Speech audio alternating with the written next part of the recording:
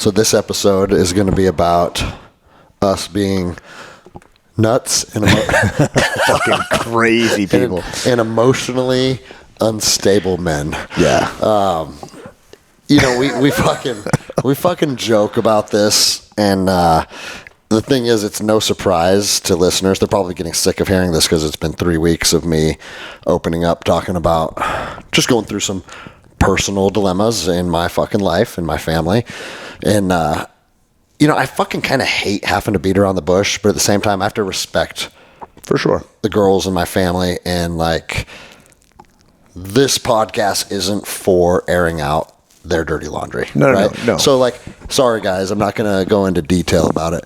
But the thing that is kind of the reoccurring theme around relationship drama and female drama that you and I continuously, we'll call each other and vent, because we live similar lives and we deal with similar situations.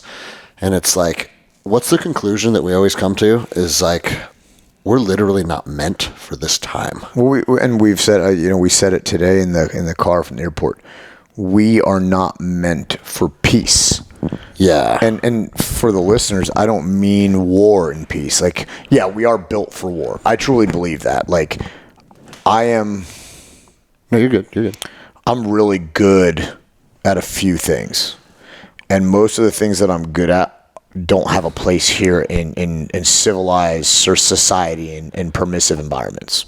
Yeah. It just doesn't. It's working as a cop in one of the most dangerous cities in America before all this DEI hiring, fucking pronoun bullshit. Dude, I would be hauling ass after motherfuckers in the pitch black middle of the night in the worst fucking ghetto hood in New Orleans. All the time. Every night without a care in the world. Yeah. Not even a second thought, he might be running to buddies with fucking, cool, I'm going to go get this motherfucker. Because that's where we thrive. And we were literally just out to dinner with some of the first Phorm team because we're down here. We're recording with Andy tomorrow. And those guys are intrigued to kind of hear about that lifestyle, that side of us. Absolutely. Because that's a side of life that those guys didn't walk, right? And so when you didn't walk that life, it's interesting to just hear about that perspective. And it's funny because we always say we're the same person, but the way in which you articulated it is exactly how I always articulate it. It's when you're operating in dangerous environments, it's not oh, look how badass I am, I'm beating my chest. It's none of that. It's this is the job we're going to do. And you can either do it to the best of your capability, or you can live in a state of fear. Right. And if you're living in a state of fear, you are not capable of being who you're supposed to be. No. And that can be in Ramadi, Iraq, or a dark alley in New Orleans. At the end of the day, you have to be ready to confront danger. You have to be willing and ready and almost excited to confront danger. Because if you're not, the opposite, the other way in which you can operate in an environment like that is being apprehensive, being fearful, being too cautious. Right. And that's never going to fucking work for you either. No. The movie Jarhead. You know which movie I'm talking about? I know the movie. I've never seen it, though. It's a movie, Jake Gyllenhaal, it's Marine Corps State Platoon snipers. And is it good? It's a good movie, man. It's a good movie. And it's though I walk through the valley of the shadow of death, I shall fear no evil, because I'm the baddest motherfucker in the valley. That's the attitude you have to have. Yeah. I was not... To say I didn't have any fear is a lie. Of course, you always have some level of fear. You understand that bad things can happen to you, right? So there's a level of fear, but it doesn't inhibit you. It doesn't detract from you doing the job. You just know, this might cost me my life, or I might get shot, or I might get stabbed, or I might get blown up, or whatever, But it's I'm badder than that motherfucker, and they're going to pay. I'm going to fucking get them. We're going to win this gunfight. We're going to win this ambush. We're going to assault this target, Well, bro, it would be like going into a jiu-jitsu tournament thinking, tonight I'm going to get fucking submitted tonight. Right. God, he's going to take me down. And no, I go out there, I slap him bum and go, I'm imposing my will against you. And sometimes it doesn't go as planned. Doesn't go as planned. Sometimes that other man imposes his will on you. That's right. But yeah, you're right. Like, you have to be willing to just have that mindset going into it. And it's not something, I would say this, there are elements, or there are periods of time when you do kind of reflect and you do maybe hold an element of fear. For me, I remember in Afghanistan, infilling on helicopters. Yeah. I used to be like, fuck, we're getting shot down. We're getting shot down. Oh, yeah. And like, not like a panic. No. Like, I've accepted it. Right. This is a high probability of this happening. Well, yeah. And we went to one QRF mission where a C-130 was down in the mountains. And the intel that we had got is that they think it was shot down. Yeah. They weren't sure if it was shot down or if it was mechanical failure. But C-130s don't have mechanical failure. No, yeah. Right? Well, it turned out it was pilot error. Right. It wasn't shot down. But going in, they believed that it was likely shot down. Yeah, and you got to prepare for. Look at the Roberts Ridge thing. Exactly, dude. They're all waiting there to ambush them. And so, like, we're like, okay, well, we're going in to rescue these people, and if they can shoot down an airplane, two CH-47s is going to be like shooting fish in the barrel. Right. As we crested the ridgeline and started coming down, the bird started circling and shooting chaff. Yeah. And at that time, I was like, oh, well, fucking anti-aircraft's locked in, and that's why they're shooting it. Otherwise, what's the point? This is the end of my life, right? Well, come to find out, we talked to the pilots a day or two later, and they said, when we believe it's a hot LZ, that there's likely anti-aircraft, we shoot that as we're coming into land as precautionary, and we never did get locked on with an ADA. Yeah. I was like, I kind of wish that would have been brought up in the fucking operations order. Right. Hey, guys, when we get ready to infill you, we're going to circle. Because once that shit starts, I was like, this is it. This is how I fucking die. Yeah. But also, inside of a helicopter, it's just dark and loud as fuck. You know, the movies are always like conversating in the back of birds. You can't hear shit. Come on. Unless you're on comms with the crew chiefs and the pilot. And so it's like, it's you and your thoughts in darkness. And coldness and vibration and hydraulic fluid dripping on you. Yeah. And so it's sitting on a cargo net.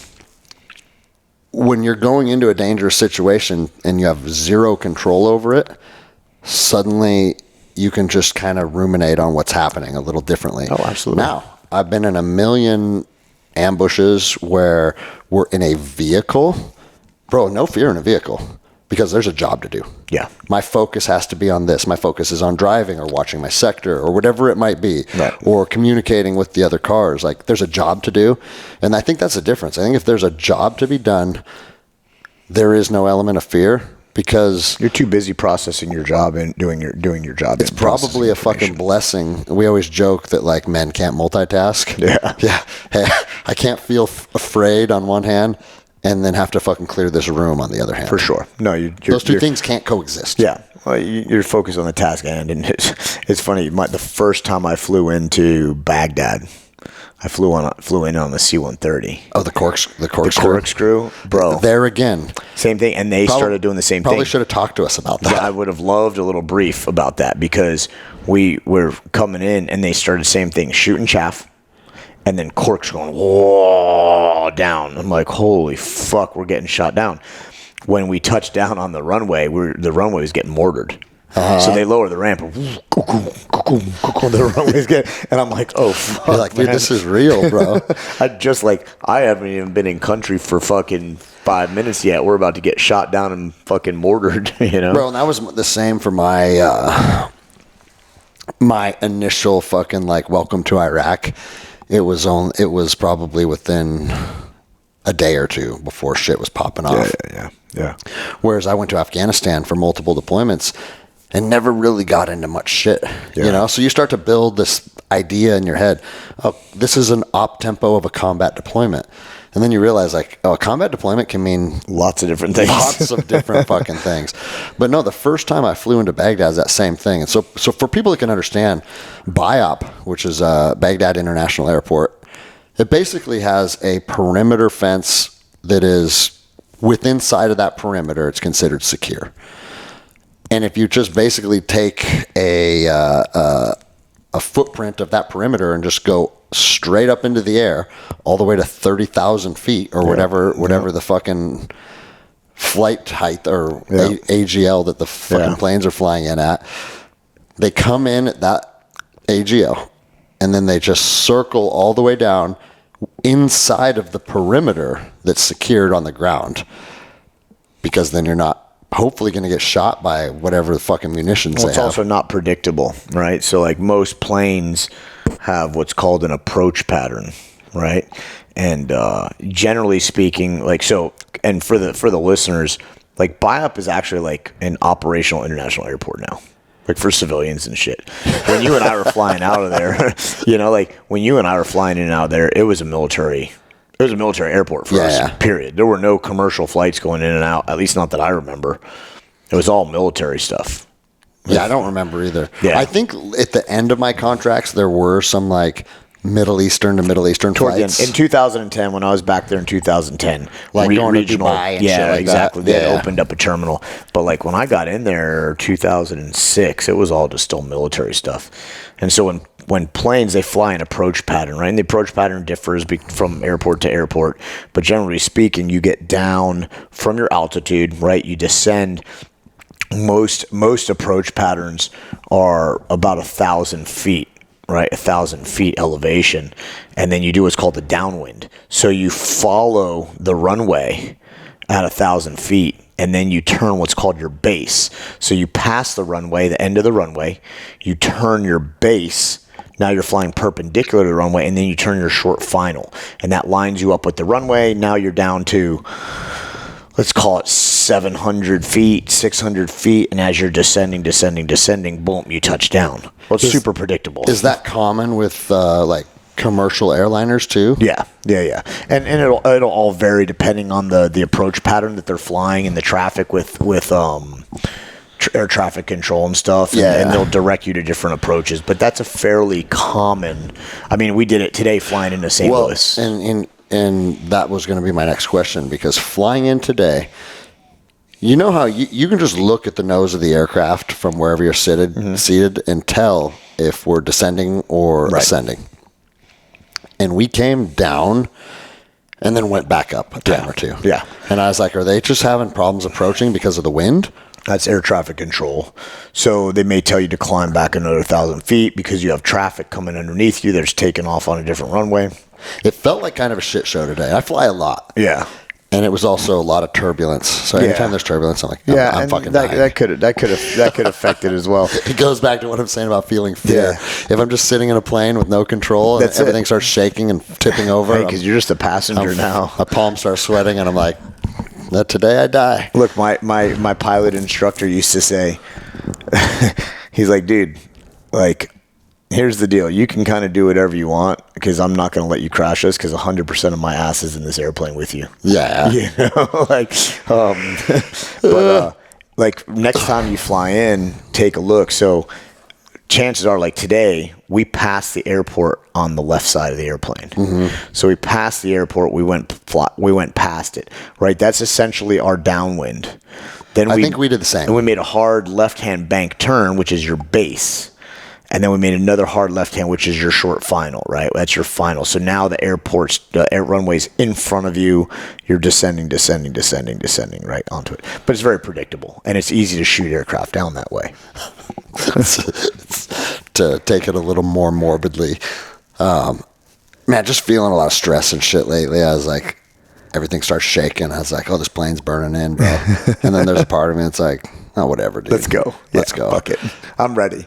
Well, it's like I'm 44 and I've been irritated for a month now. So if this thing just burns in, and like every time you watch a commercial airliner burn in, it just poof into a big old fucking explosion. So I was like, that's a pretty good way to go. Bro, all that crash landing procedure bullshit, it's bullshit. Of course it's bullshit.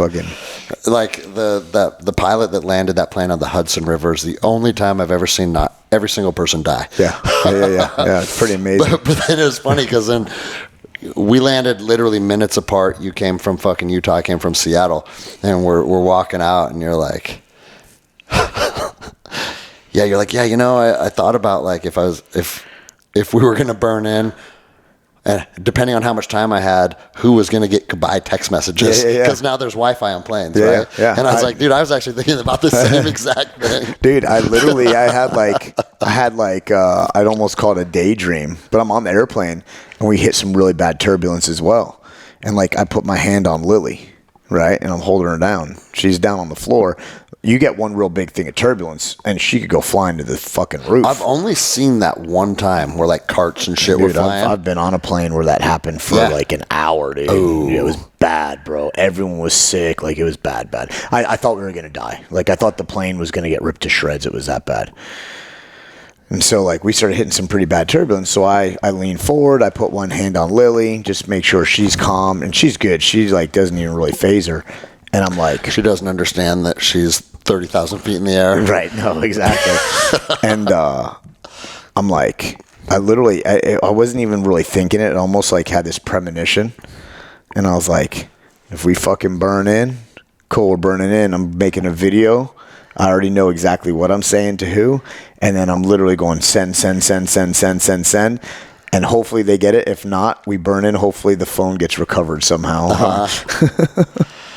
And I was cool with it too, honestly. Like, whatever. You know my thoughts on, like, if I check out of this world. Not that I'm going to check myself out. Yeah. But, like, I've lived a good life, bro. I've lived a good life. I've impacted people. I've built things. My family and loved ones are set up for success. And I'm not saying that I'm done with this world. I'm not saying I'm done making my impact or doing what I'm doing, but I'm comfortable with it. Well, and I tell people this whenever I'm discussing this with people, because they're like, you're only 44. I said, yeah, I know. And I'm twice as old as a lot of Rangers that I lost. Twice as old as I thought I would be, dude. You know? Yeah. I know plenty of dudes that didn't see the end of their 20s. Yeah, 100%. And so, dude, mid-40s, family, like... The business you built made it a lot further than I thought. Hell yeah, man. You know, like I've come to, you and I think have come to terms so many times for so long over, like, I mean, I literally, like, remember, like, walking down to vehicles or I'm like, hey boys, this is probably going to be our last time. And fist bumping your homies, fist bumping your teammates. Like, this is a bad one. We're probably not going to make it through this one. Yeah, you just got that feeling. Right. And you know, and that feeling's real. That feeling's real, dude. The feeling's real. If you think you're going to get ambushed, you usually get ambushed. Yeah. And there's that sixth sense, man. You know? And everybody that's spent any amount of time in a non-permissive environment will echo that. Yeah. It's like almost a stillness or like an energy. Yeah, it's morbid. It's like... Well, bro, I honestly think it just has to do with, like, predation. Like, obviously we're predators, but the people trying to kill us, they're also predators. That's right. And anytime an animal wants to kill another animal, like, I've learned this through hunting. Bro, if a buck walks up that's a shooter buck and like, you're like, oh, okay, if this thing puts itself in a position where I get to take a shot and kill it, I'm taking the shot. That thing fucking, bro, it like keeps twigs in between you, trees in between you. It walks in a trajectory. In an angle. Like everything is fucked, right? Yeah. Now, if another buck walks up that's like a little spike or a fork horn, and you're like, you know what, dude? I'm not taking this animal. Yeah. He knows that you don't want to take it. It'll turn. And he'll just sit and fucking feed right in front of you for 20 minutes. Yeah. And like have no fear of you. Yeah. And it's almost like you can read predatory energy, and I think that's what we read in Iraq. Well, it's, you know, Gavin de Becker wrote the book The Gift of Fear. Mm-hmm. That's a real thing. Most people who have been attacked, mugged, raped, kidnapped will tell you right before it happened. Yeah. They don't know what they felt, but they felt something like, I don't know if I should be here, or something's weird with bro, you know? I remember when I read that book. That's a good book. Yeah. Gavin de Becker gets a bad rap from a lot of people because I guess he's kind of egomaniac and whatnot. Yeah. I shouldn't say that on the podcast because I don't know him. I've heard that third party. Yeah. So that's an unfair thing for me to say. But as far as like... The book's a good book. Yeah, the content that he puts out and like his perspectives. And I remember it said like violent rape. Yeah. Not I broke up with my boyfriend last weekend and then he came over and we got drunk together and we had sex and I really didn't want to. Yeah. No, like joggers getting snatched up off of jogging trails. Yeah. Shit like that. Yeah. He said 100% of violent rape victims felt something off. Yeah. Not 99. No. Like every single one of them, dude. Yeah. So it's that same shit for sure. Absolutely. No, 100%. I mean, that's, we were talking about the mycelium network over dinner and stuff. Like, there's a lot of shit that we don't understand fully yet. Yeah. 100%, And we probably never will. No, I probably never will. And I'm okay with that because I'll be long and dead before that. I'm going to take the podcast in a dark direction because people like it when we do. Let's go. But like, I've been very fucking suicidal at times. Yeah. Like gun in mouth, like fucking do it, pussy. Do it. Do it. Do it. Convince yourself that your family doesn't like you or that they're better off without you. That was my thing. Everyone was going to be better without me. And it's like, and fuck, bro, like me and Jenny going through kind of this hard phase and some of the shit that we're going through right now. I literally told her, I was like, I just think at the end of the day, I can be very dysfunctional at times, and I don't think this family deserves that level of like dysfunction. That's where I was. And even though I'm not there right now, bro, hoping your plane crashes. That's not normal. That's there right now. If we're being serious. 100%. Oh, 100%. Well, I think, you know honestly, what I'm saying? I think it's like, always there with us. So what my question is, and here's the thing too, man, like my friends and family feel it that I'm fucking pretty down lately. Everyone's checking in on me all the time, and it's actually kind of annoying me. It's super annoying. I fucking hate it. And it's like, dude, okay, I get that you sense I'm in a bad way, and I get that you want to show me that you're there for me. It's like on the surface, it's all rooted in good and love and camaraderie and tribe. But bro, this is kind of what I've been telling myself lately. It's like for the last 5 years of my life, I feel like I've been pouring into so many people. We're pouring into people right now. Yeah. To almost my own detriment. And now it's like, now I'm at this point where it's like I'm struggling emotionally with some very tough family dynamics. And it's like, that's what you get, bro. Because you didn't, I always say, like, you can't be good for others until you're good for yourself. Yeah.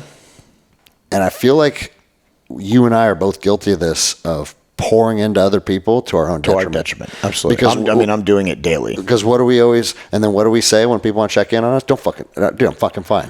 Don't check in on me. There's a handful of guys that I will open up and be vulnerable with. Yeah.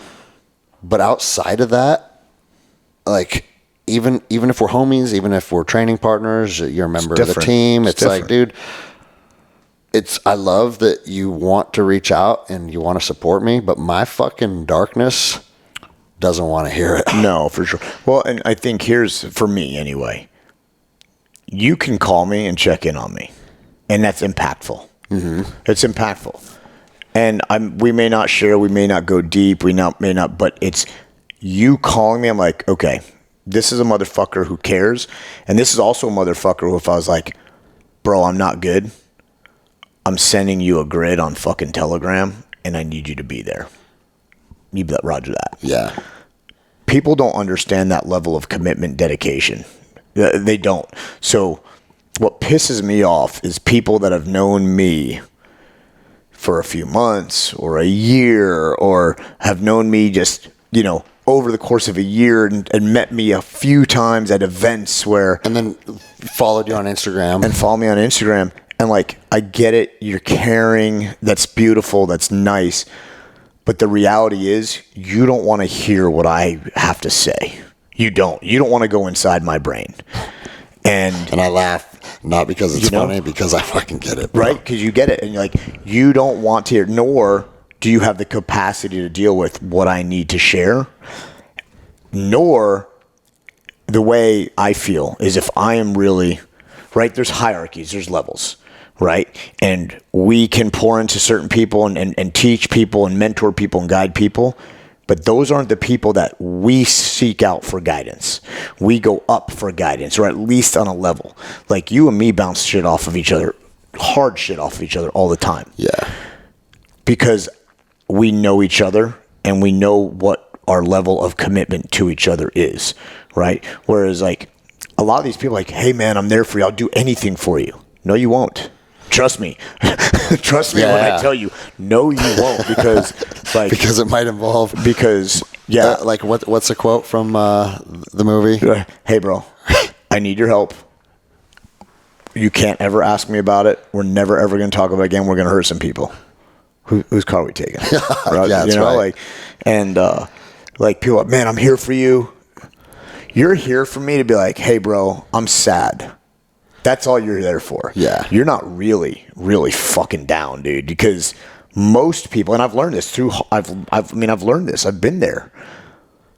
When you throw potential prison time or death, dismemberment, fucking criminal activity, or massive amounts of money, 99 fucking % of the people who say they're there for you will fucking crumble, disappear, sell your ass down the road. Well, bro, I mean, we've talked about it a lot. I've seen very courageous men fucking falter and kneel and bend a knee. Yes. And it's like, oh, you'll bend a knee for a COVID vaccine? We aren't the same, dude. No. Nope. You know? We aren't. Like, dude, it's funny walking in the airport today.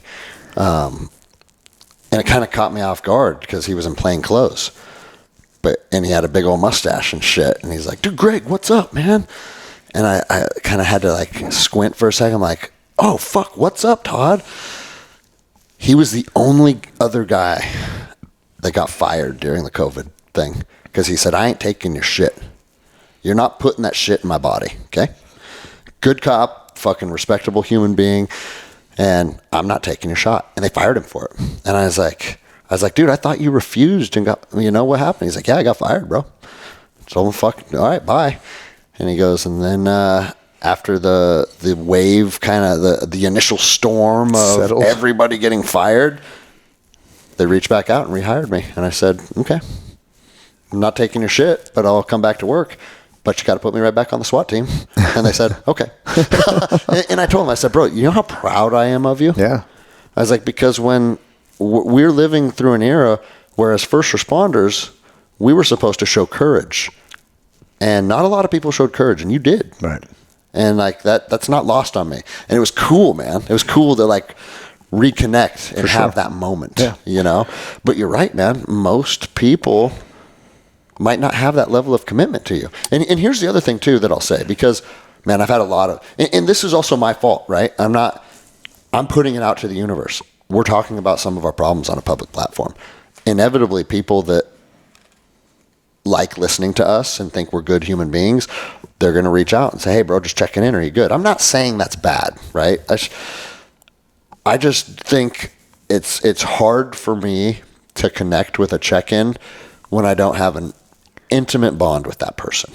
Agreed. And it's hard to have an intimate bond with people through a podcast or a social media platform. It's not impactful. Yes, you can have bonds with people. Don't get me wrong. I've met so many cool people through Instagram. For sure. But a perfect example is Joshua Dukes. I talked about him earlier. Yeah. He was a listener to the podcast. Then we mutually started following each other on Instagram. Then we started talking through DMs a little bit, right?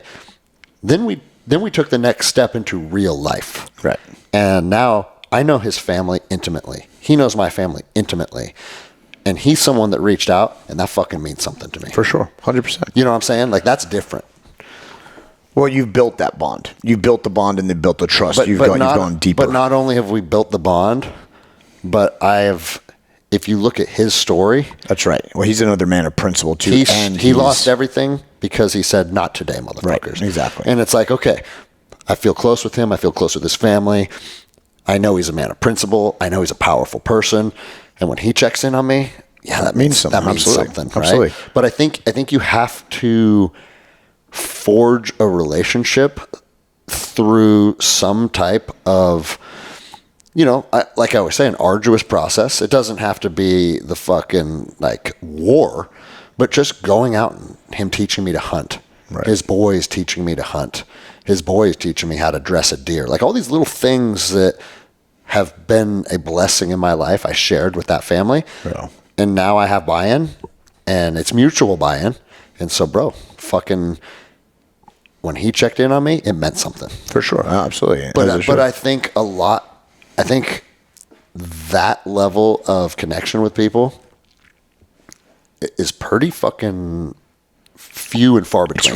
It's rare. Well, and the other thing too is I think a lot of people think they know what a strong connection is until real bad shit goes down, you know? For sure. And, you know, I saw a really cool quote the other day, and it had to do, and it said, there's a lot of people that say, man, I would kill for the chance. I would die for a shot at that. Yet they're not even willing to wake up 1 hour early for it. Right? Yeah, that's right. You know, dude. and that, I think I told you that. And that obviously has to do with me. like life and fitness. But I've said to like loved ones of mine, people that I love, like truly love. A lot of people say, I would die for you. I would die for you. That's easy. It's easy to say. Would you kill for me? Yeah. That's fucking hard. Like, yeah, because dying's the easy that's the way. End of the road. I'll die for you. End of the road. Would you kill for me?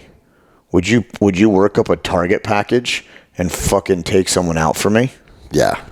That's a level of commitment and love that most people aren't willing to do. Yeah.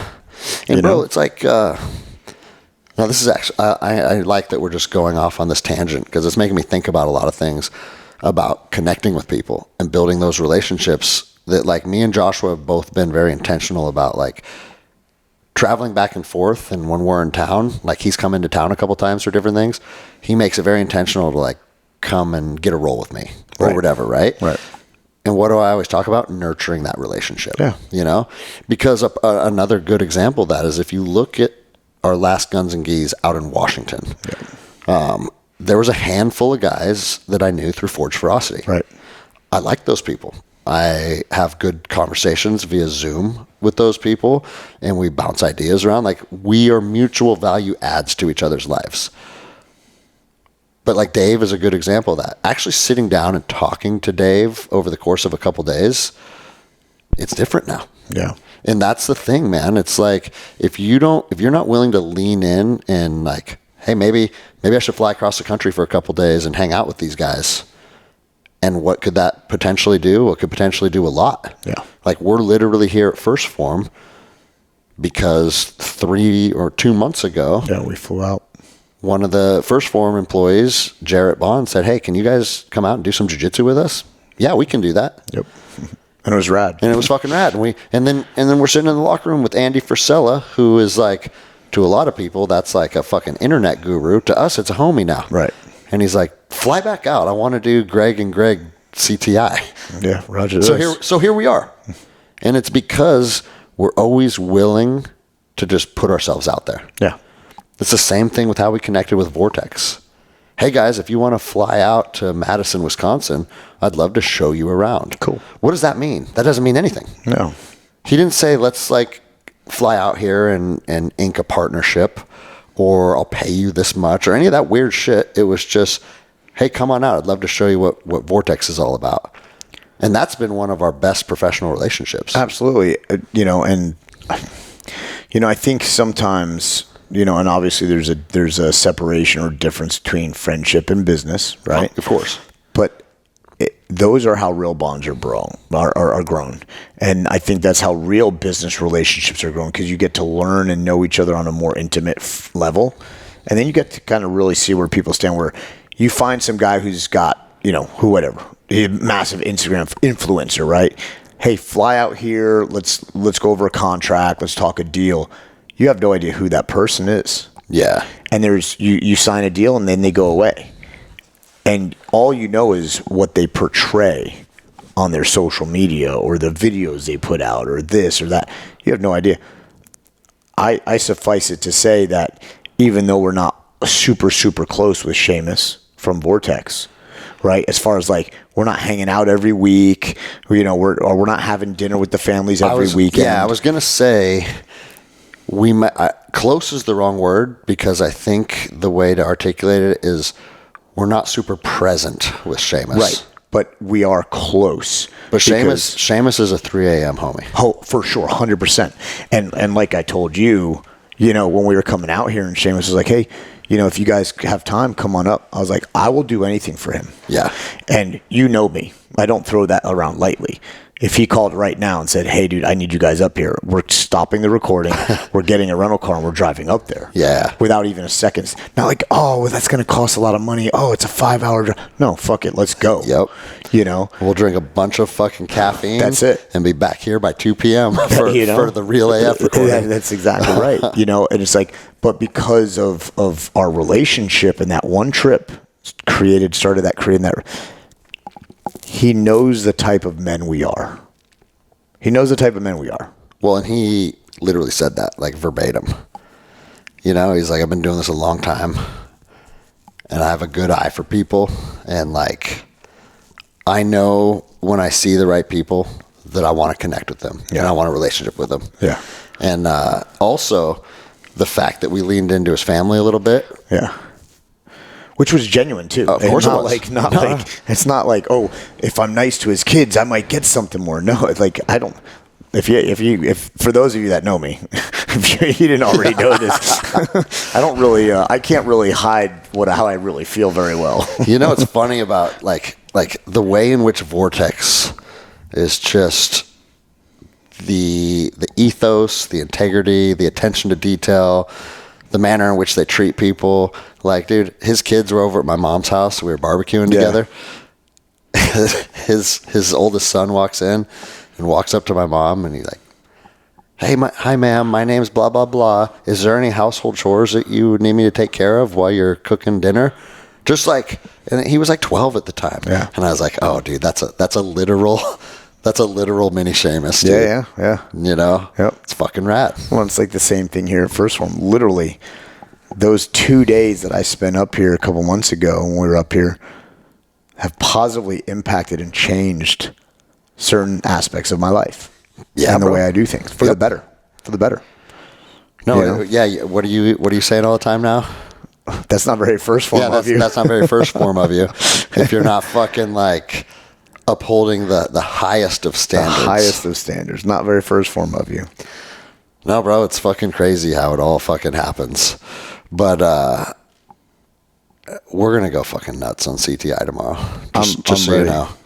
Dude, I've been waiting for it. I want the full Greg and Greg show. Let's fucking go. Like, you can hear it in my voice right now. I'm getting a little tired. Oh yeah, same here. When I get sleepyhead, my voice starts to get low and kind of cracky. Yeah. But we're gonna get a good night of sleep, and we're gonna fucking go to headquarters, and we're gonna fucking throw it down, dude. I'm ready, because even just like last time we were out here talking with Andy, you know, it was right after he said the thing about the cop stuff. Right? Oh, yeah. And look, I fucking agree, 100%. 100%, I agree. Well, bro, this is what people always want to do when a person like Andy Frisella says, I don't think women should be cops. They want to react emotionally. 100%. They want to gaslight. They want to fucking make him out to be a bad guy. And all you have to say is like, hey, listen, if you're out of town and your wife texts you, there's somebody in the house right now, and you get to hand select the cop that goes through your fucking front door, who are you going to pick? Right. Are you picking the dude that looks like John Cena? Yeah. Or are you picking the chick that looks like fucking that's 100 pounds? Miley Cyrus? Or the chick that's 100 pounds overweight, right? And now, do you follow Dominic Izzo, I believe his name?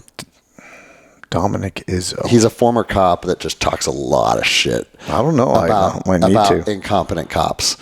Sounds like I like him already. He's done CTI with Andy before. Him and Andy are connected too. And him and I are connected. And he said, this is one thing that he said that I really, really agreed with. He said, do you know why this female police officer topic is even a fucking matter of discussion? Do you know why it is? It's the fat, weak men that got into the profession and downgraded the capability of what a police officer is supposed to be. Yeah.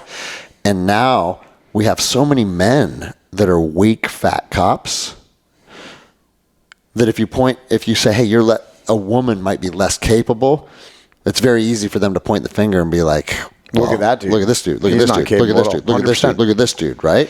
And so and then I got female cops like Jenny Fuentes. And she's a savage. That'll fuck most dudes up. For sure. It'll fuck most dudes Yeah, up. and right? I'm not saying like I know some really fucking good female police officers. Yes. But So they are such the minority. They That's are what I'm such saying. the small percentage. What is the reward over investing in that? Look, and I'll say there's a lot of dudes that I don't think should be cops out there. For sure. There's a lot of men that I don't think should be cops. But also this, dude. We hold such high standards for ourselves. Is that if we got to decide what the standards were to be a police officer, it would literally be like the same standards of getting into a special operations unit. Good. And then there'd be no fucking cops. Also good. Oh, good. And I'll say this, I disagree a little bit because I think there's a model that would work. Yeah, you don't have to do 20 pull-ups to be a cop. Look, I get it. Why does a young 17-year-old kid out of high school want to go be an Army Ranger? Well, typically because they just want to go be wild fucking animals. That's right. And fuck shit up. Man, it's elite. It's fucking hard. Yeah. It's not because they're making a ton of money. You're making the opposite of a ton of money. You're making an opposite of a ton of money, Well, right? bro, it's funny you say that because when I decided to become an Army Ranger, it was literally like, I hate school. I don't want to be a construction worker. So I might as well go in the military. Right. All right. Well, if you're going to go in the military, what's badass? That's it. What's badass? That's it, dude. What's badass? It wasn't like, I want to serve my country. I have this this patriotic duty. I just like, who are the motherfuckers in the Army? Look, let's go do that. Give me full reign of a police department in a fairly rough city. Give me full reign. Give me 2 years. 3 years. Give me 3 years. It'll be fucking so calm. And I'll be drawing all these kids that want to do badass shit and fucking hunt bad guys and hunt predators. Because I will make it difficult to get into, elite. You're going to earn your way in. There's going to be massive amounts of camaraderie. And you're going to be a fucking crime fighter. You know? And bro, that used to be a big... That was part of what incentivized people to be police officers. 100%. Want to go get bad guys. That's it. It used to be a bunch of fucking hard-hitting motherfuckers, you know? And then you start dumbing down the standards. The downfall of law enforcement started when they started eliminating PT tests. Well, not only the standards, but it goes from both aspects of it. Cops can't really be crime fighters anymore. You know what I'm saying? Like, that's because our leadership is weak. No, that's what I'm saying. Like leadership and laws. And I see both sides of it because I don't want cops to be able to just fucking trample on your rights and shit. What do you mean? Should I read the statute in the Utah books? Yeah. Oh, fuck, dude. Read that. Pull that up. Because, I want cops to be able to have enough autonomy to actually go out there and figure out who the criminals are, and then go after them, right? But if you give them too much autonomy, then they're operating outside of the scope of the Constitution, which is equally as bad, maybe worse, right? Because now they've just become like these enforcers that are above the law. And you literally just got arrested and literally just got charged with a felony. Yep. And if you guys are interested in hearing all the details of that, you recorded with me, 3 months ago or something? Yeah. And we unpacked that whole case with you and Mike Glover and the whole Fieldcraft debacle. Yeah. It has since been dismissed because... Everything's been dismissed. Everything's been dismissed because everything they did was egregious. Right. The original case was on false pretense. The original statement was a lie against Mike. Yep. All the evidence proves that it was a lie, which the cops did not utilize or investigate. The probable cause statement mentioned the broken hand. Oh wait, there's no injury to any part of any body. So like, not only was it bad police work, but it was worse than just like, oh hey, I missed this. Right. You fabricated a story. Yeah. And you literally fabricated a story. Particularly with me. Yeah. Like, I understand the initial charges against Mike. I understand it. It was poor investigation, poor police work. Then once they realized what was going on and who it was, then they started really dialing up and being spiteful, vindictive, and downright unlawful. Yeah. Right? So then, my case was 100% unlawful. I mean, they basically fabricated bullshit probable cause. And I read the probable cause statement. And then because it was so weak, they couldn't come and arrest me. They had to shop it around to the prosecutors. They found a female prosecutor to pull on her heartstrings because it was involved with the domestic violence case, and she screened it and accepted it to when then now they were fucking females. Yeah. Fucking women, dude. Females. To now where they were able to serve me with the paperwork for a 3rd-degree felony. Yeah. Right? Someone who spent over 20 years serving his country and his government. Well, and I'll say this too, because if people don't want to go listen to the whole episode. Basically, the cop that was going after Mike heard that you said his investigative tactics are incompetent. I said he's incompetent. He's just a weaselly fat piece of shit who's trying to make a name for himself and make a case. And word got back to you from inside. Yeah. That when he heard that, he said something along the lines of, "I'm going to show him." Yeah, he goes, like literally, I have multiple witnesses who are law enforcement officers. Yeah. Overhear him say, "I think I'm going to charge that Lapin guy too, because I heard him talking all bad about me on the phone, saying I'm incompetent and I'm just trying to make a name for myself. So I think I'm going to charge him also." Yeah, that's. Hey, guess what, motherfucker? I can say that. I can say that, and you can't charge people with a felony for hurting your feelings. Well, Yeah. guess what? You can apparently now. Well, and so your lawyer was like, "Well, here's the deal. We reviewed all the Utah state law." Yeah, so we contacted a law firm to process a civil suit against the officers and Provo Police Department. And get this, there is a code in Utah code on the books. And it's called the Governmental Immunity Act of Utah, and it protects government entities, officers, and employees from lawsuits for torts committed within the scope of their employment. What is the Utah code number if people want to look it up? It is Utah Code Section 63G-7-201, parenthesis 4, parenthesis B. Okay. So I don't disagree with that initial thing. Do I think police officers should have some sort of protection? Of course. Yes, 100%. It is a hard job. You're making split-second decisions in a crazy, crazy environment. And guess what? We're human. People make mistakes. A mistake is one thing. A mistake is one thing. So now you dive deeper into the code. This code states that governmental entities, their officers, and their employees are immune from suit for any injury caused by an employee's negligent act or omission if the injury arises from the exercise or performance of a discretionary function. Now, that doesn't sound all that horrible yet. Yes, it gets worse. Right? This immunity applies regardless of whether the discretion is abused or not. So now you can just abuse your authority. Now you can just abuse your authority, do whatever the fuck you want. Bro, they use the word abuse In a code. So literally, you could do whatever the fuck you want. Hey, dummy, maybe if that's what you want to grant your officers to be able to just abuse their powers, maybe articulate a little differently. Nope. We're just going to put literally it in there. abuse. Yeah, it literally says that. So literally, I'm trying to sue. Does it use the word malicious in there too?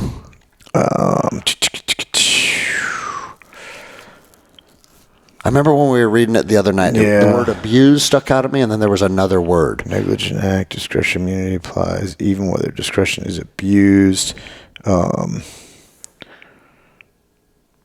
There was something else. I know what you're talking about. I can't find it now, but I mean, it literally says abused in the... Can I look real quick? Yeah. Yeah, because I remember there was something... Scroll up a little bit if you want, but you can scroll through it. But here's the thing, literally, it says abuse in there.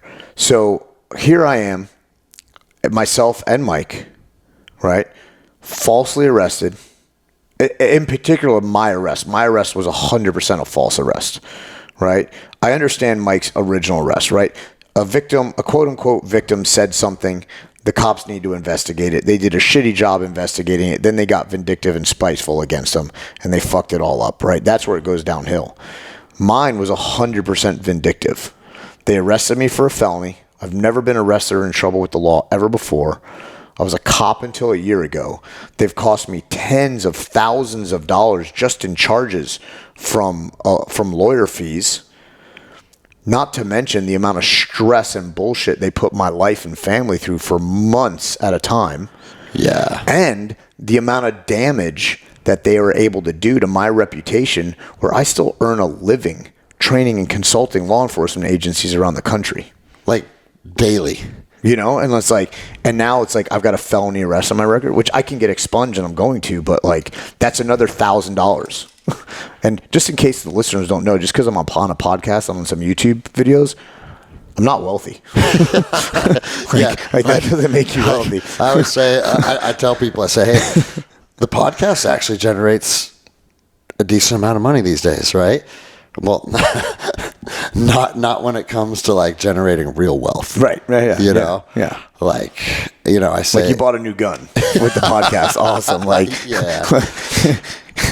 You know? And bro, I've been pouring most of the podcast back into the podcast lately. For sure. Absolutely. And I ended up buying like new lights and all this shit to make my studio better, because the reality is if you want to grow, you have to have a good YouTube presence. 100%. And you have to have YouTube shorts. For sure. So I like bought the programs to do all this shit.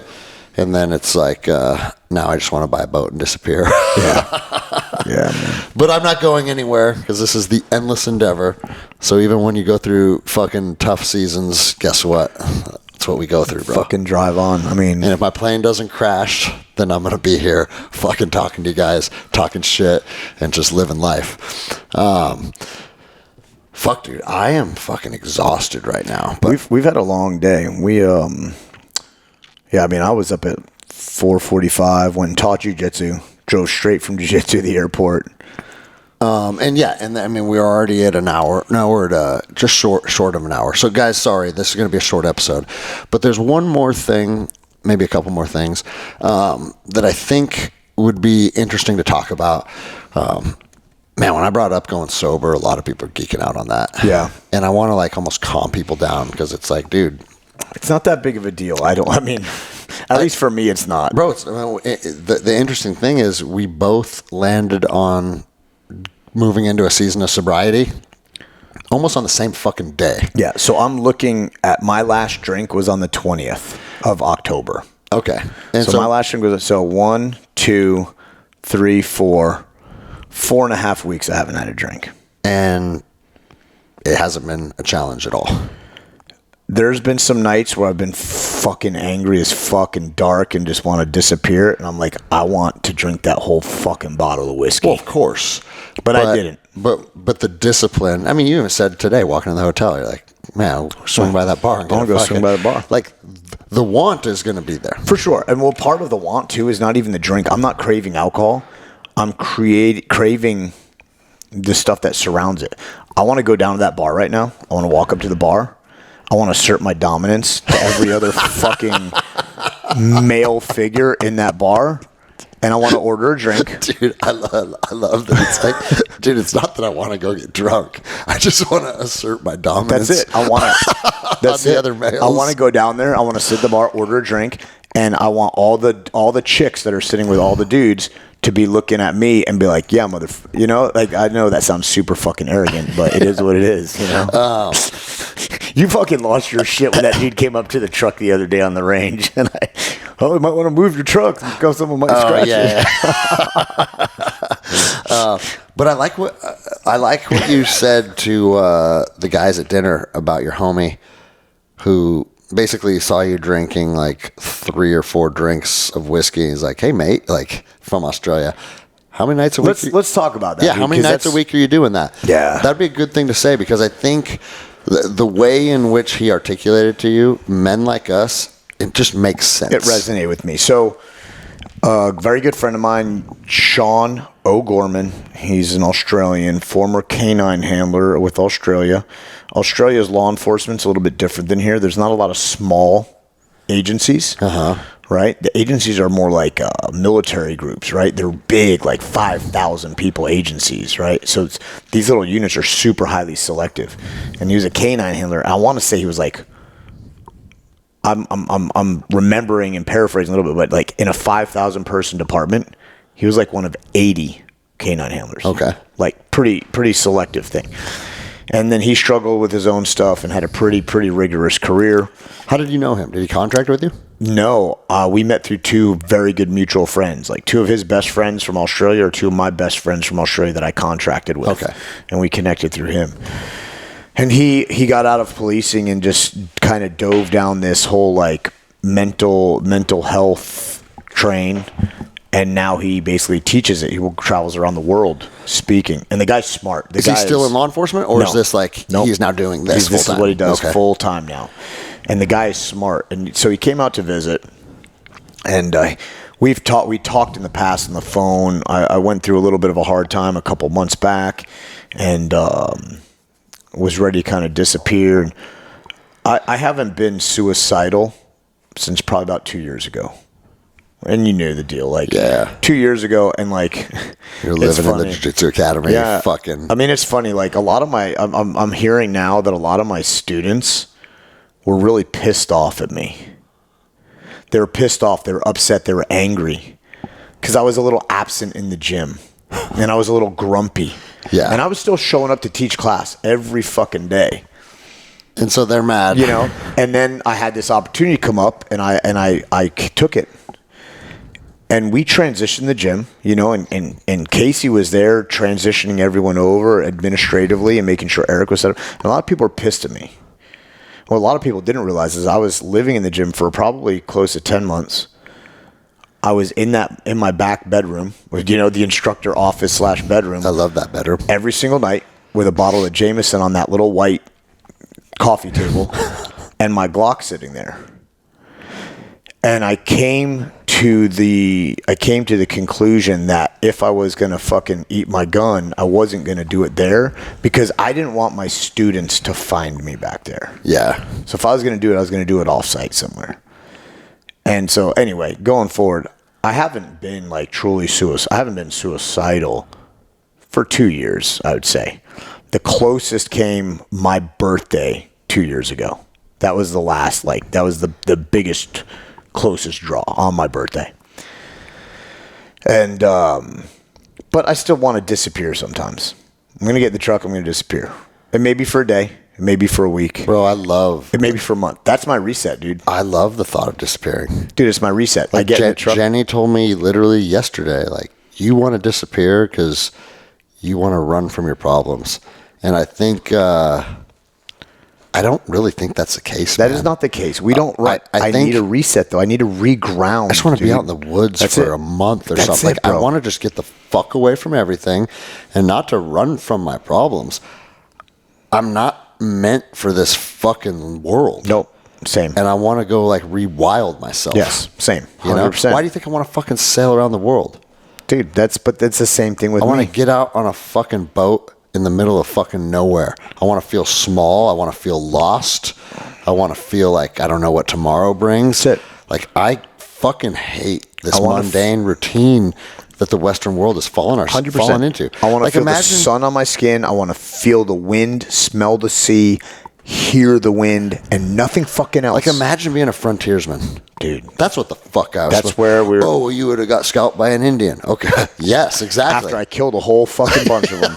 You know, like, cool. And that's the way I want to go down. Like, or the other side of that coin. How about being a fucking Indian? Yeah. And living tribally off the land. Fucking rad. Bro, we're in the wrong fucking time. Yeah. But maybe we were in that time too. Yeah. Yeah, you know? That was our other previous life.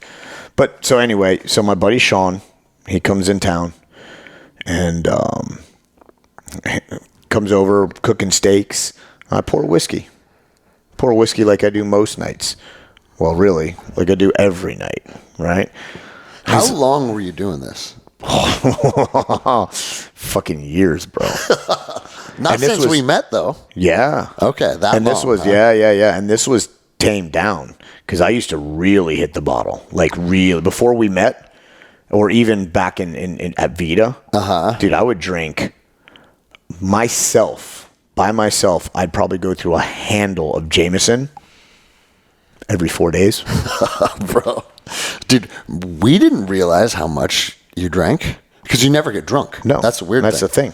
I handle my liquor. I don't go off the handle. I don't fly. I don't get crazy. I handle my liquor really, really well. Until Jenny was buying for Guns and Geese. Yeah. And she's like, and she's like, look at this. Guns and Geese. I would drink a handle of vodka. I know. Over 4 days. I know. Because Jenny's like, wait, there's only an inch left in the bottle. Yeah, and it's only been 2 nights. Yeah.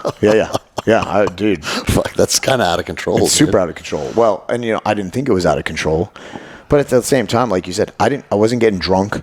I wasn't passing out in my own vomit. I wasn't not waking up for work. I wasn't hungover in the morning. Like I was still super highly functional. There's plenty of high functioning alcoholics. For sure. And so I sat down. We're cooking steaks. We're shooting the shit. We're chatting. We're catching up. We're getting to know each other really well. And I pour a whiskey. I'm like, hey, you want a whiskey? Oh, no, mate, I don't drink anymore. I said, well, do you mind if I have one? He's like, no, I don't care. Go ahead. Just like we are now. Like, I don't care. Yeah. And anyone who knows my pours, it's like a glass. A 4-finger pour. Yeah, it's a glass of whiskey, If there was video right now, I say 2 fingers, but it's the rock bull horns 2 fingers. It's your pinky and index finger. And everything in between. Exactly. And but the fact that you're just like, I'm going to drink. Obviously, you don't think it was an issue, huh? No, not at all. And did you ever say like, fuck, bro, this is a little much? When I was drinking what I thought was a little much, which was a lot of much. Okay. Like when I was putting down a bottle. But when you toned it back to 3 drinks a night, you're like, this is, cool, whatever. So that's what I would do. You're so health conscious in every aspect of your life. I know. And your liver is not happy with 3 fucking holiday pours a night. Fuck no. And so he's like, it's like, you have one of those? Like, I said, yeah. He's like, how much you drink? I was like, not that much. I drink socially, with dinner or whatnot. And he's like, how much? I was like, I don't know. He's like, how many nights a week do you drink? And I was like, 7, which is the truth. I drank 7 nights a week. I'd come home from jiu-jitsu or dinner I'd be making dinner and I'd go and get a rocks glass and I'd put vodka or whiskey in it depending on how I was feeling. I usually drank whiskey when I was a little dark, right? But I don't get angry. I'm not an angry drunk, right? So I'm not like yelling or whatnot. He goes, 7 nights. Like, does it help you feel a little more darker? Just numbs me, dude. It numbs when I'm dark and I drink whiskey, it numbs my darkness. It doesn't put it away. It almost lets me marinate in my darkness. See, dude, and our brains like that. Yeah. I want to feel it. Bro, when I'm fucking dark, because I've been dark for the last month or two. Yeah. I have fucking playlists of music. Same, dude. That bring me darker, deeper into it. And it's like, fucking, this is it. Feel this shit. I deserve this. Yes. And dude, literally, that's what I would tell myself. So the whiskey would do that to you. The whiskey would do that to me. So literally, I'd go pour, no bullshit, I'd literally go pour a fucking full rocks glass of whiskey. And no mixers or nothing. I'm like, I deserve this. And I'd drink it. And I'd go pour another one. I deserve this. And I'd fucking sink into it and then, like relish in it. So he's like, man, how many? 7 nights a week. Yeah. How many drinks do you have like that? I was like, I don't know, 2, 3, maybe 4. He's like, fucking hell, mate. It's a fucking lot of booze. I was like, I guess now that I say it out loud, that is 7 nights a week, 2 to 4 fucking massive pours. Bro, if I had 4 of your pours tonight, I would be combat ineffective for 48 hours. Yeah. And you get up and work out at 5 a.m. I go, man. I'm up doing jiu-jitsu at fucking 5:45 in the morning, teaching the guys and training and whatnot. And he more or less challenged me. He's like, do you think you could stop? I was like, yeah, I could. I just don't want to. I don't see it as a problem. It doesn't negatively affect the rest of my life. He goes, it's not fucking healthy for sure. From a physical standpoint, it's not healthy. From a mental fitness standpoint, it's not healthy. Yeah. Not mental health, but mental fitness, which leads to mental health, And he's like, you got a rough season coming up to not drink. You got holidays coming up in November, your birthday, Thanksgiving, then you got Christmas, then you got New Year's, and then you're going to SHOT Show. He's like, you think you could get through all of that without drinking? I was like, I can. I don't want to, but I can. He goes, I think you should make it a personal challenge to do it. I was like, all right, done. And that was it. That was the last drink. Yeah. That was the last drink I had. Are you questioning my discipline and my willpower? That was the last drink I had. And it's the same thing. Like, I want chocolate ice cream some nights. I want chocolate ice cream every minute of every day. I don't do it. Well, bro, and that's like, Jenny is kind of fascinated. She's not fascinated because she knows this is how I operate. But, dude, I was doing the same thing. Yeah. I was getting stoned every night. Yeah. It became a ritual.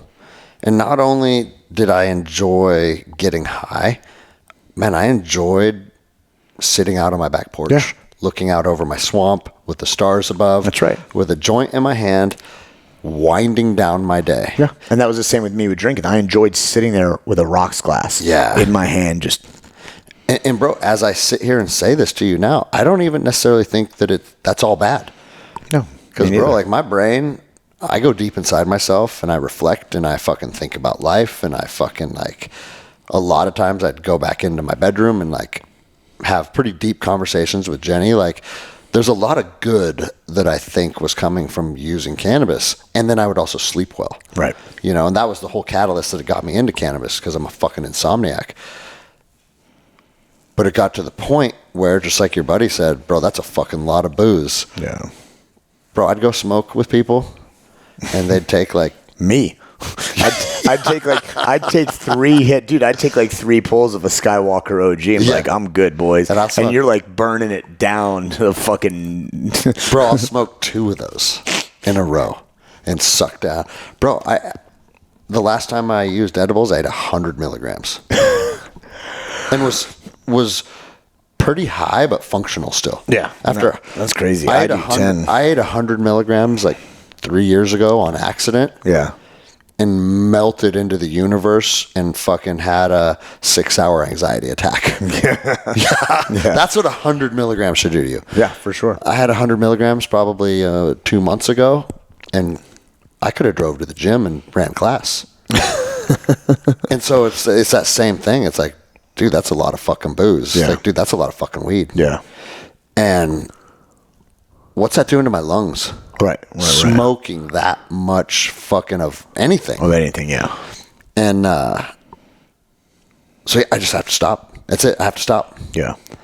And will I go back? Because a lot of people that have listened to the podcast or listened to my social media posts, when I talk about it's off the table until the year 2026, they're like, by then you'll be so used to having it out of your life, you won't want it back. I said, you don't know me. Maybe. Yeah. Well, that's what people have told me too. Like, once you realize what life is like without alcohol, you're never going to want to drink again. And I'm like, well, bro, we'll see. But I haven't touched it. And I didn't even annotate the day. I mean, I only know the day. Because your homie was in town. Exactly, and I've got it in my account. But I couldn't tell you, like, I've been sober. And I don't even consider myself being sober. I was sober when I was drinking. I just was drinking a lot at night, I was like, but I have not had a drink in whatever many days. I don't know. But that's what Jenny said to me. She's like, it's crazy how, like, you can be that big of a fucking stoner and then just be like, oh, I need to stop. I'm done. Yeah. And it's not like, oh, fuck, dude, what am I going to do? But that's our fucked up, irrational, psychopathic, autistic, somewhat brains, dude. Like, that's how we are. Yeah. I saw this meme, I posted it on my fucking story, but it was like, what your dog says about you. Like, people resemble their dogs, what your dog says about you. And it was a Mal, right? Yeah. And it's like, Malinois. What did it say? It said, ADHD, slightly autistic, and not enough problems in your life. That's what it says about you. I was like, ding, ding, ding, spot the fuck on. There we go. Like, oh, shit, dude. But, dude, I like, and it's funny because I said this on an Instagram post a week ago or something about, at the end of the day, addiction's a choice. And that rubs some people the wrong way. And it's like, listen, I'm not saying that there's not physical, emotional, or mental components that make you want to use for sure whatever the substance is. But do you have willpower or do you not have willpower? Right. Like, oh, well, it's going to give me the shakes and I'm going to get sick. Okay. Cool. Suck it up. Guess what also sucked? Not drinking water for 5 days. Right. Yeah. So do you have willpower or do you not have willpower? Yeah. Now, when you cut it all out, did you feel withdrawals? No. You only missed the Not ritual. physically. I missed the ritual. But your body didn't go into any like fucking shakes or anything like that? I had no physical withdrawals. Okay. I've had zero physical withdrawals from alcohol whatsoever. I have had that, I would say, what I would call mental, emotional withdrawals. Right? Yeah, I would say I have that too. Where I want a drink just to have a drink. Yeah. Right? I want to go have that ritual. So what I've done is I've actually replaced that ritual at night with sugar-free, no calories ginger beer, like a natural ginger beer. And just fill a cup with ice. I put a rocks glass, fill it up with ice, just like I would with a drink, and I fill it up with ginger beer, and I sip on that. Yeah. And that's my kind of that was satiating my ritual of it a little bit. That's like when I stopped dipping. When I stopped dipping, I went and got just the straight mint leaf pouches. Well, fuck, bro. And part of my season of sobriety is alcohol, weed, and nicotine. And I wish I hadn't added nicotine in. I don't have an issue with nicotine. I never have. Right. But for some fucking reason, I was like, if you're going hard, you're going hard. So nicotine's off the table. That's the difference between you and me. So, bro, then we're at Black Rifle last weekend, and they have cans of dip. Coffee pouches. It's just coffee. That's it, dude. And keep each those. pouch has 50 milligrams of caffeine, not nicotine. Yep. And then I realized, like, putting those in when we're out on the range shooting, half of dipping is just a ritual. 100%. It's just that oral stimulus, that oral fixation. Because I use those Black Rifle coffee pouches as well. And I don't fucking, because the truth is half the time that I use Zen, kind of makes me feel like shit. Bro, I have to ask myself, like, why the fuck am I even using this stuff, dude? There was one episode where me and Stanaway were recording, and I put a Zen in, and I was like, bro, I gotta take a break. I'm about to vomit, dude. What are you gonna say? Like, it's good for testosterone, or it's good for neurotransmissions? How do you spell nootropic? Bro, you're talking to a fucking Come ranger, on, bro. Yes, nicotine is a nootropic. So it's shown to improve brain function in certain capacities. And that's the thing, man. It's like nicotine got this bad rap. Why did it get a bad rap? Because people smoke it along with a bunch of other carcinogens, and it gives you fucking lung cancer. But it's not the nicotine that's fucking you up. It's the tar and all the other shit. Right. So I tried some of this. So Alpha Fuel makes these nootropic pouches. Is there any nicotine in those, or is it other nootropics? No, it's it's caffeine. There's no nicotine. Oh, I'm going to buy some right now. Yeah, there's no nicotine at all. I'm trying to look at the ingredient. We're not giving these guys a shout out because I haven't tried it yet. No. But if I like it, I'll give it a shout out. I've tried it, and it's pretty cool. So primary supplement type: caffeine, alpha GPC, tyrosine, taurine, and guarana. And that's the alpha nootropic pouches were designed to boost energy, provide proprietary nootropic blend, 50 milligrams caffeine, 50 milligrams of alpha GPC, 50 milligrams of L-tyrosine, 20 milligrams of taurine, 20 milligrams of guarana, 15 milligrams of theobromine per pouch. Okay. And I've tried them. I was at a shooting course out in San Bernardino, which I'm actually going back out. It's a cool place, man. I don't care for California all too much. Nothing in San Bernardino is cool. I'll just throw that out there. I know. We were in some of the same summer grounds. So I teach out at Route 66 range in San Bernardino. Is that the SEB fucking? Is that like? No, it's in the hills though. But it's like it's a big civilian shooting range. It's not the sheriff's office. Yeah, it's not the sheriff's office. And so I'm teaching a pistol carbine course out there in January 18, 19. But super cool group of people, and the students gave me one of these at the last class I was out there because they saw me doing the Black Rifle coffee pouches. They're like, try these, and it was fucking good, man. All right, well, I just ordered some. So Alpha Fuel nootropic pouches. Man, I got mint, and I'm wondering if I should have got wintergreen. Use coupon code. I don't have one, so fuck Alpha Fuel. No. We're talking about being sober, and now we're just finding new addictions. New addictions, right? The other thing that I have not, any type of like plant medicine, like psilocybin or ayahuasca or that kind of stuff. Like, I hardly ever do that shit anyways. But if I feel called to do something from a place of intention, that's not off the table. No, for sure. And because we talked about that. That's again, I think a lot of plant medicines, people have heard me talk about it for years now, can be beneficial. And if I wanna fucking sit down and eat 3 grams of mushrooms around a fire and connect with somebody or whatever, that's still on the table. 100%. Well, and we talk about this because I know you've cut THC out. Sleep's important for the body. Sleep's important for us. And unfortunately, the only way I sleep is with THC. Is with THC. Bro, that's me too. So I literally take insomniac as fuck since I stopped. And it's not healthy for us. So I still take my THC gummies at night. It's part of my nighttime ritual. I take about 45 minutes before I get ready when I go to sleep. Take my gummies, hot shower, brush my teeth, get ready, put my red light on, all white lights go off, sit on the floor. I sit on the floor and stretch and meditate for about 10 minutes, and then I'm ready to go lay down. And I sleep through the night. Otherwise, I wouldn't sleep through the night.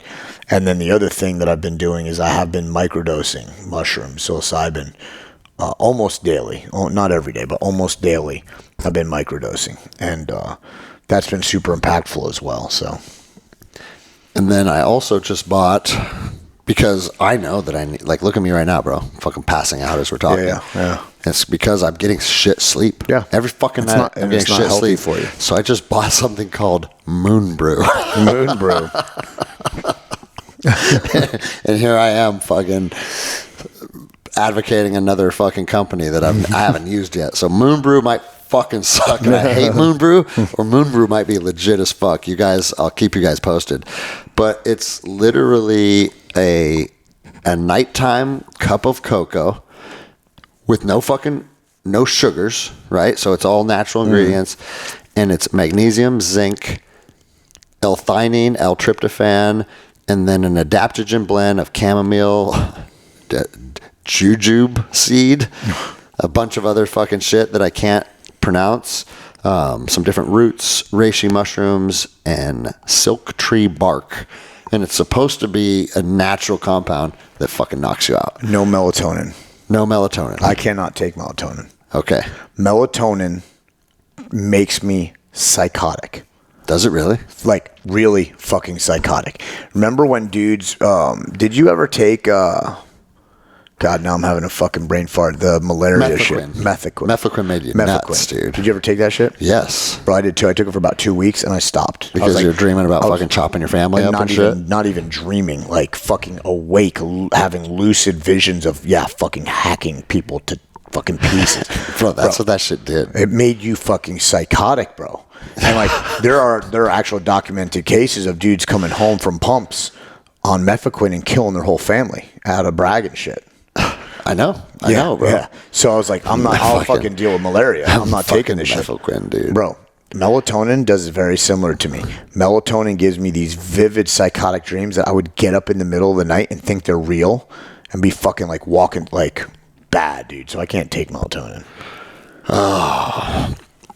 We're fucked up, man. I know. But bro, it's also, it's all good too. Like that's, we've walked a pretty gnarly path, and that's part of... Oh, for sure. Insomnia is just part of fucking life. Yeah. When you live like we've lived. Yes. The one thing that... what's his... Sean? Is that his name? Yeah, Sean. Australian buddy? Yeah. He talked about the mental health and mental fitness. Oh, yeah. Talk about that, and then let's go to bed. Yeah, super impactful. So... again, you can check out more of his stuff. The Strong Life Project is his website. He's got a book out there as well, and really, really impactful stuff. But we were chatting, and I've said this to you and some friends. I said, when I say mental health, what are the connotations that come along with it? The connotations are, how's your mental health? It's like depressed or sad or suicide. It's usually not good. Yeah. Right? It's usually not good. Yeah. Well, if I said, how's your physical health? What's the metric for your physical You'd be health? like, well, my cancer screening came back negative. Exactly, And my right? blood pressure is within healthy range. That's right. My cholesterol is good, all this stuff, right? But then physical fitness, if I say, how's your physical fitness? You go, oh, man, dude, I feel strong. I got good endurance. This is my mile time. Yeah, this is my mile time, Yeah. right? And we were talking specifically, it went from the no drinking thing to then into meditation exercises and gratitude exercises. And he asked me, he's like, do you meditate and do you do gratitude? And I was like, yeah. He's like, when's the last time you did it? I was like, I don't know, probably a year. Yeah, yes. You know? Yes, I do that. Yeah, exactly. I felt some gratitude about a year ago. Right. And he's like, when do you do it? He's like, you probably only do it when you're totally fucked. Yeah. He's like, when you're fucked and you're looking at that Glock, like, that might be a good idea to go in my mouth. Then you do that shit, right? You're like, God, And so I like, don't kill myself. I was like, what's fuck, good? Yeah, exactly. Fuck yeah. Nothing. You're right. He's like, do you let yourself get fat as fuck and then go, oh, I need to go to the gym today? And you go to the gym one time? No. He's like, you went to the gym yesterday, right? I was like, yeah. He's like, and the day before? Yeah. And I go every day. I fucking train every single day. He's like, what about on your days off? Yeah, I train. That's why you have good physical health. And that's why you have good, because your physical fitness lends for your body to have good physical health, right? Your body's strong enough. Your body's capable. You've got good cardiovascular rate. You got good blood pressure, cholesterol, yada, yada. He's like, the brain's a muscle.